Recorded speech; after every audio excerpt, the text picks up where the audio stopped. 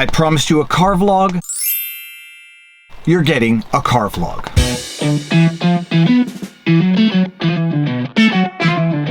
Viva Frei, Montreal litigator turned rumbler, vlogging from my car on a rainy Florida day. We received so much rain yesterday, about a foot, that it shut down the Fort Lauderdale International Airport. I was driving on the highway. It was nuts. The ponds are replenished. I don't know if the fishing is any good right now, but if I look shiny and sweaty, it's because I'm wet and a little sweaty because it's actually still hot here. For those of you who may not know, something called the National Citizens Inquiry is going on in Canada right now. It's a rather big event that is spanning several weeks, maybe months. Most people don't know what it is about. I'll just read from the website as to what it's about, because today they had some amazing testimony going on, and I said I'm going to watch one person's testimony in particular and then do a car vlog summarizing it. A citizen-led inquiry into Canada's COVID-19 response. Canada's federal and provincial government's COVID-19 policies were unprecedented. These interventions into Canadians' lives, our families, businesses, and communities were, and to great extent remain, significant. In particular, these interventions impacted the physical and mental health, civil liberties, and fundamental freedoms, jobs, and livelihoods, and overall social and economic well-being of nearly all Canadians. I would actually like to meet the one Canadian who was not impacted by these COVID-19 policies. Oh, wait a minute, that's right. His name is Justin Trudeau. Actually, to be fair, I should probably lump in Supreme Leader Sunset Thief François Legault, Doug Ford, and all of the teapot dictator premiers of the provinces of Canada, because none of them are innocent, and pretty much all of them escaped the nefarious consequences of their awful COVID policies. The National Citizens Inquiry, NCI, is a citizen-led and citizen-funded initiative that is completely independent from government. In early 2023, the NCI will hear from Canadians and experts and investigate government's COVID-19 policies in a fair and impartial manner. Now, full disclosure, I not only donated to the NCI more than once, but I am actually also potentially going to be one of the witnesses, so stay tuned. You might see me on the podium or via Skype or whatever testifying, but let's get into the witness of the day. Her name is Jessica Rose. Jessica Rose is an expert, to put it mildly. Her credentials are virtually unparalleled. I'll let that video play in a second, but she was testifying after having analyzed and broken down the Vaccine Adverse Event Reporting System, the VAERS. Her testimony was incredible. Now, I should preface this by saying none of this is medical advice, election fortification advice, legal advice whatsoever. You've got a bachelor's degree in applied mathematics and a master's degree in immunology from Memorial University of Newfoundland, that you also hold a PhD in computational biology from Bar Ilan University, and following your PhD, you have done 2 postdoctorate degrees, one in molecular biology from the Hebrew University of Jerusalem, and one in biochemistry from the Technion Institute of Technology. Is that correct? That's correct. And my understanding is you were also accepted for a 2-month program as a senior researcher at the Wiseman Institute prior to the completion of your last postdoctorate degree. Correct. Jessica's testimony lasted about an hour and a half, so I'm just going to go through some of the highlights of it. The highlights consist of explaining what the problems were in rushing through this warp speed vaccine, or as I like to call it, the jibby jab. The problems with the Vaccine Adverse Event Reporting System, or at least the non-reliance of what had otherwise hitherto been the system to determine if there are, in fact, what do they call them? Signals. They are to determine if there are signals as relates to a vaccine so that the medical authorities, the experts, should know what to do. It seems, for whatever the reason this time around, all of the Vaccine Adverse Event Reporting System signals were utterly ignored, and nobody had the intellectual or scientific curiosity to ask what the heck was going on. Jessica initially testifies as to how this whole approval process was rushed through, that typically it takes a decade, if not more, to approve a vaccine. But what would you expect when the project was called Operation Warp Speed? You're saying it weird. Why are you putting so much emphasis on the H? Can you see that? We can. We've got up there what dinosaurs would look like according to Neil Ferguson's models.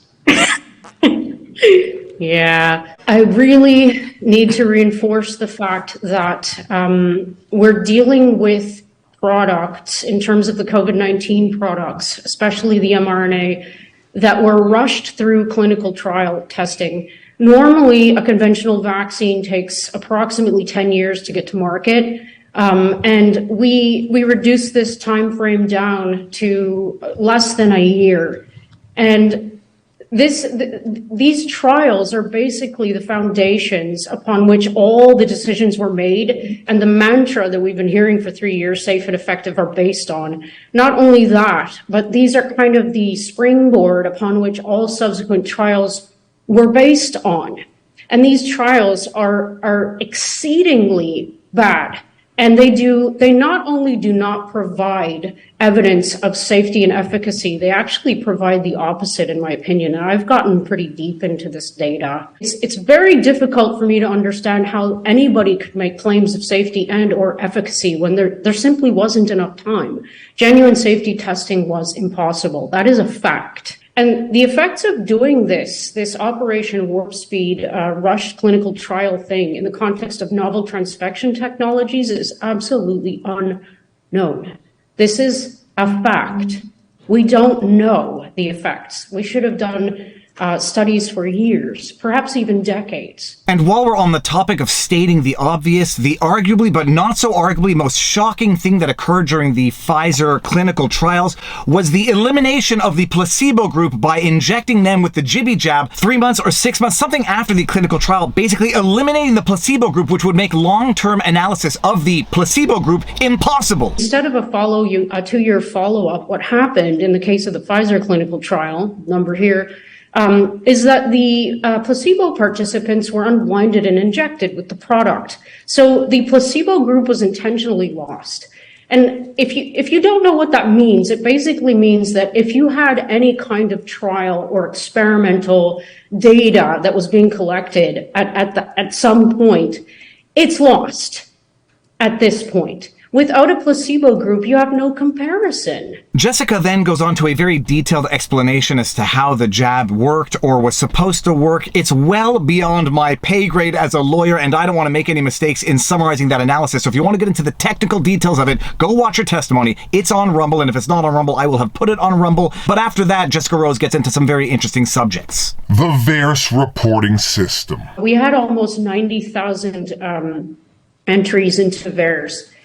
Spread across many age groups, and almost 700 deaths. Now, the last time, to my knowledge, a product went onto the market and killed more than 50 people, that product was pulled. Jessica then goes over some statistics, some of which, at the very least, we now take for granted as relates to statistics of myocarditis, for example, and I'll just let her explain what some of those observations were as relates to reports to the vaccine adverse event reporting system. So what you're looking at here are the VAERS, the myocarditis reports, the reports that were filed diagnosis myocarditis in VAERS for all the people, all age groups, as per dose. So this is dose 1, 2, 3. And this is the Moderna, the Pfizer, and the Janssen products in this plot. So what you see here in green is something like a 4 times higher reporting rate of myocarditis in young people. So this that you see in 2021 is not normal. Something is strange there. Something is different. Something is atypical. And there's no way to misinterpret this. This is just what it is. This is just for 2021 domestic data, by the way. It's far worse than this. You see the same, which isn't a surprise. So we have a 1,400% increase in file size and 1,300% increase in the number of reports in the domestic set. There's no interpretation required here. On the left, you can see the absolute counts. And again, I like to show this because these aren't simply, data points. These are people who have submitted reports of injury and or suffering in the context of a biological product that was meant to be prophylactic for a virus that has a near zero infection fatality rate. And on the right is the normalized data. I think that's important to show so that you can see within each age group how many people per 100,000 doses, for example, were reporting. And I can tell you that the 0 to 4 age group, the reporting rate is going up faster than I saw it go up for all these other age groups. So something is going on there as well, which again needs to be addressed by the owners of the data. The most bottom line of bottom lines of Jessica's analysis, and it's a conclusion that she says basically requires no analysis, is that there were obvious signals in the VAERS system. Obvious signals. But even before we get there, she does make a very interesting point as to the purpose of the VAERS system in the first place. It was supposed to be used by pharmaceutical companies to find these signals in exchange for granting those pharmaceutical companies immunity. VAERS was introduced 30 years ago as a trade-off for immunity from liability from pharmaceutical companies. We got VAERS and they got immunity from liability. So if they're not going to be using, since they are not using VAERS as a pharmacovigilance tool now, they've waived this tool, then I propose that the immunity from liability also be waived. It only seems fair. Another extremely salient point that Jessica brings up is that typically the VAERS, the Vaccine Adverse Event Reporting System, is wildly statistically underrepresented, meaning that most people don't file reports, so that the numbers you see on that system are probably a percentile of the actual numbers of adverse events experienced by people, and she explains it in a little more detail. This that you see in 2021 is not normal. Something is strange there. Something is different. Something is atypical. And there's no way to misinterpret this. This is just what it is. This is just for 2021 domestic data, by the way. It's far worse than this. You see the same, which isn't a surprise. So we have a 1,400% increase in file size and 1,300% increase in the number of reports in the domestic set. There's no interpretation required here. On the left, you can see the absolute counts. And again, I like to show this because these aren't simply, data points. These are people who have submitted reports of injury and or suffering in the context of a biological product that was meant to be prophylactic for a virus that has a near zero infection fatality rate. And on the right is the normalized data. I think that's important to show so that you can see within each age group, how many people per 100,000 doses, for example, were reporting. And I can tell you that the 0 to 4 age group, the reporting rate is going up faster than I saw it go up for all these other age groups. So something is going on there as well, which again needs to be addressed by the owners of the data. Another extremely important point that Jessica raises, which most people who are paying attention already know, is that for whatever the reason, the CDC was giving guidelines as relates to the injection of the jibby jab juice into the arm. They were not recommending aspirating the needle for whatever the reason. And for those of you who don't know what aspirating the needle means, it means once you stick in the needle with the jibby jab juice, you pull back on the plunger to make sure you're not in a blood vessel, because if you are, you'll see a little bit of red stuff go into the juice. That's blood. You do not want to inject the jibby jab juice into a blood vessel. You want to inject it into the muscle. And for whatever the reason, CDC was not recommending that they aspirate the needles when injecting this, which could have had other potentially negative outcomes. Aspiration, first of all, is when you pull back on the syringe, and if you hit a vessel, you're going to get some red,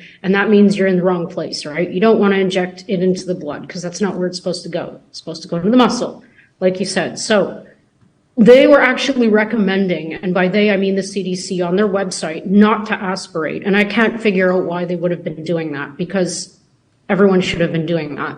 And finally, Jessica also makes reference to something which people who were paying attention already know about: potential problems in the manufacturing process of the jibby jab juice, because there was at least one example of a massive recall of potentially contaminated injections, because when things go at warp speed, mistakes happen because humans are humans, and humans are prone to error, all the more so when they are operating at warp speed. So there are certain potential problems that might have come out of rapid manufacturing or not looking over the quality of the production of the product.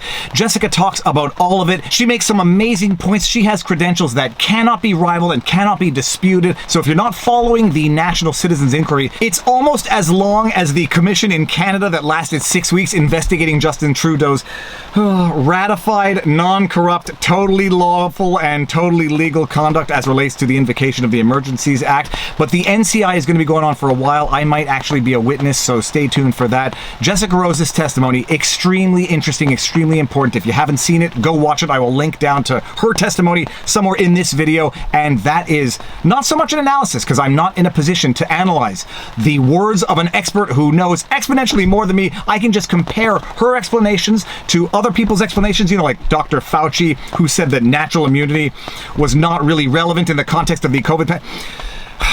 It doesn't matter. Those are the highlights of Jessica Rose's testimony, and if I can get her on the channel for an interview, I will. And if you like my videos, like, share, subscribe, hit the notification bell. Tonight, by the time you've watched this, I will probably have done the interview. We have Carrie Lake coming on live for 45 minutes. It's going to be amazing. But if you like my stuff, you know what to do. Like, share, subscribe, hit the notification bell, whatever. If you want to follow us and support us at Locals, vivabarneslaw.locals.com. And now you know your vlog. Peace out.